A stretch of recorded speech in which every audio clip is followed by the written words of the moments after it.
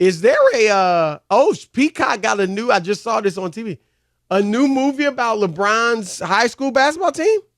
Ooh, I didn't know that. Or a series. I don't know if it's a series or a movie, Shooting Stars. And I just saw the preview. Now, did you guys see More Than a Game? Yes. Okay, I thought that was a great movie. It was good.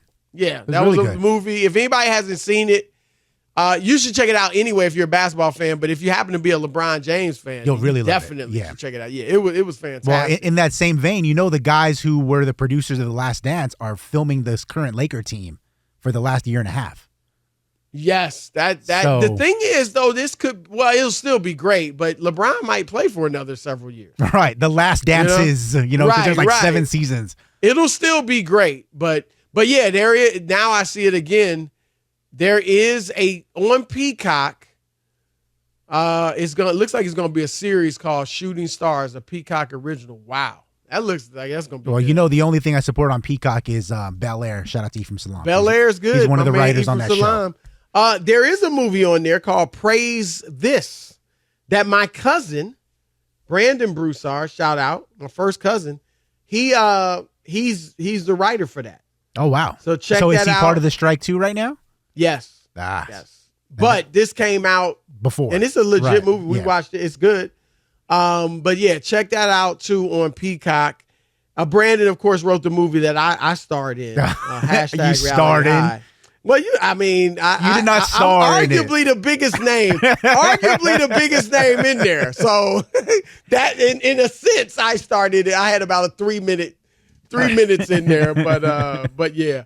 And little small factoid, on the other side of his family, like Brand is my first cousin, so we're like, our fathers were brothers. But on the other side of his family, his mom's side, they're related to Beyonce. What? Yes. I had no idea until, she became a big star. But yeah, I'm not related to Beyonce, but they are. I guthey could claim it in some kind of funny, funky way. You're probably as close in relation as like T-Mac and Vince Carter are, right? Well, were they real cousins? I think they were like third cousins. Yeah. Like I'm not third with her. I don't think say you are. I could. I could say that. Or she could say that. Oh, about me. She might. She might. All right, Rob G, look, your Lakers right now down 0-2. I'm not counting them out. I picked them in 7. This could be, I didn't necessarily think it would go like this, but it could end up being a home series.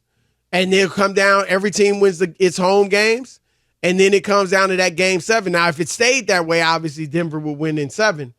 But I think, look, with LeBron and AD and all the chips pushed in the middle of the table, it's hard to bet against them. Now, Jokic is a bad boy. He's a monster. And Jamal, we just talked about Jamal Murray, absolute phenom.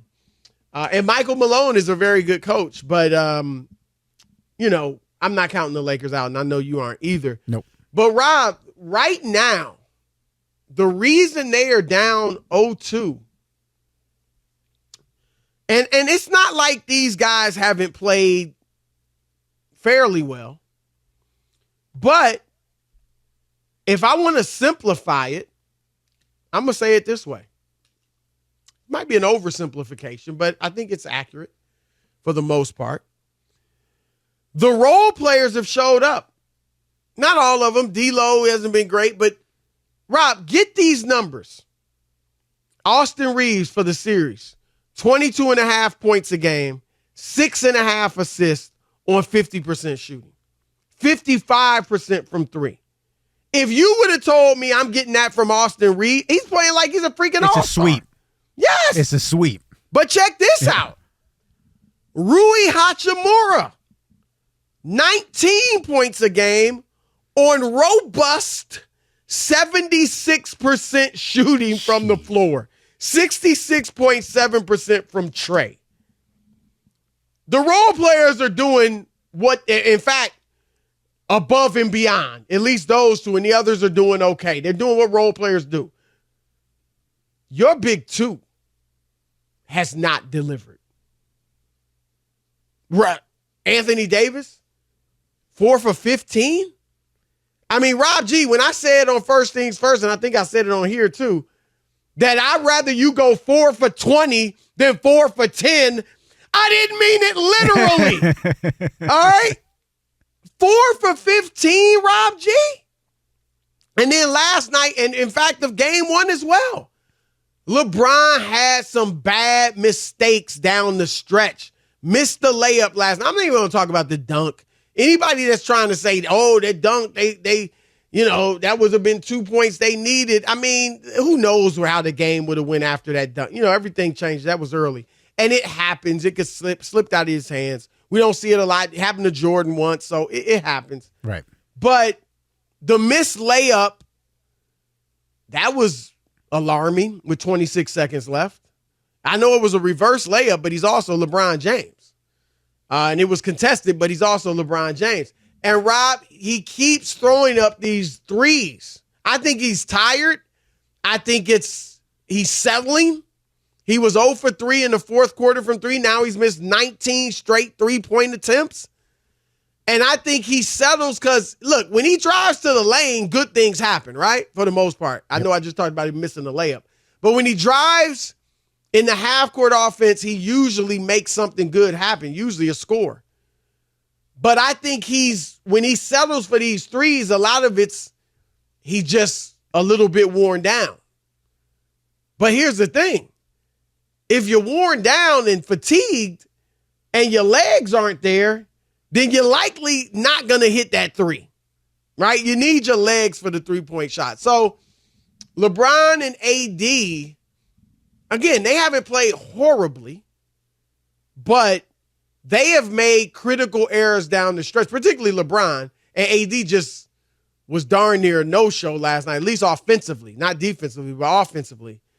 And so you got to get your two stars to deliver. And if the role players continue to do this, you should be in good shape, at least, able to go back to Denver, knotted up at 2.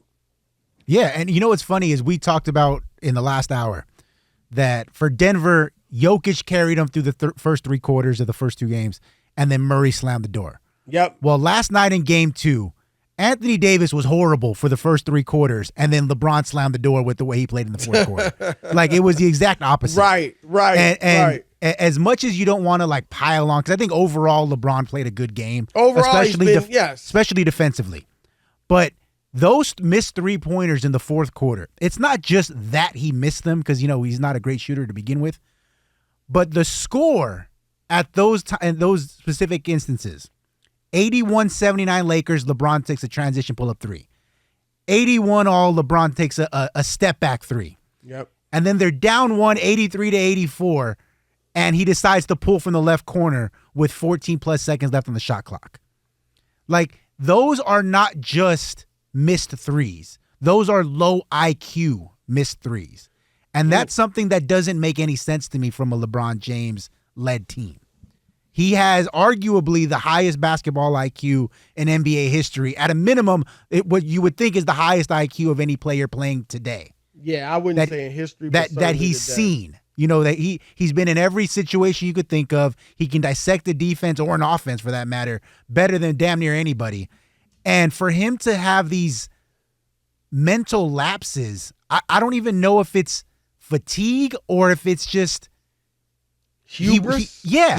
Ego. Hey, I know I've missed 15 straight threes, but watch me make this one. Dun-dun-dun, dun-dun-dun, and then brick.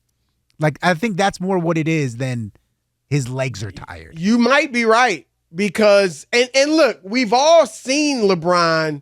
We've all had that moment, many of them, where it's like, oh, wow, he hit it. Yes. He will hit some 3-pointers that you just don't expect to go in.